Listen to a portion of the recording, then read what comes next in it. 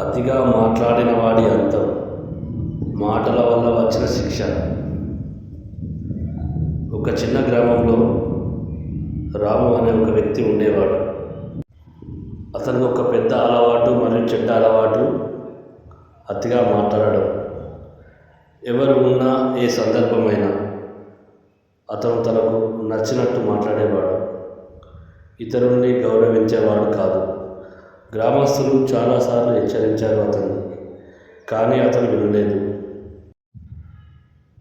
మాటలకి హద్దు ఉండాలని, కానీ అతను వినలేదు. ఒకరోజు అతను తన రాజ్యం గురించి తప్పుగా మాట్లాడాడు. రాజును అవమానించేలా మాట్లాడాడు. ఈ విషయం రాజు చెవి వరకు చేరింది. రాజు కోపంతో అతడికి ఉరిశిక్ష విధించండి అని ఆజ్ఞ ఇచ్చాడు.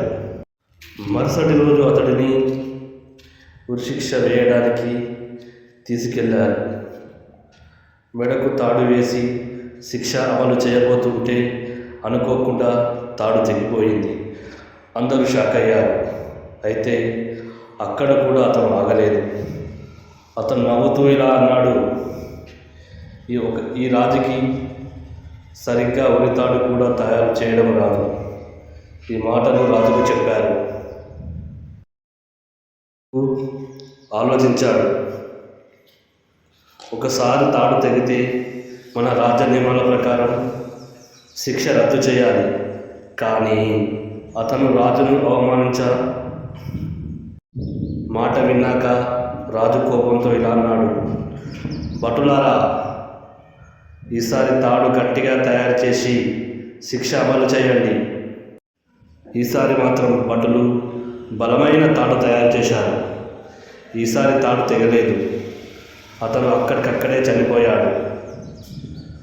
అతని నోటి దూల వల్ల, అతని అతిగా మాట్లాడడం వల్ల చివరికి తన ప్రాణం కోల్పోయాడు.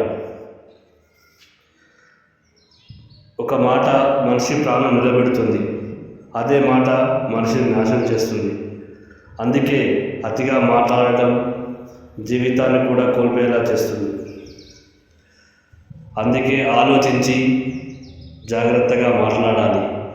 ఒకసారి మాట వెళ్ళాక తిరిగి తీసుకోవడం చాలా కష్టం.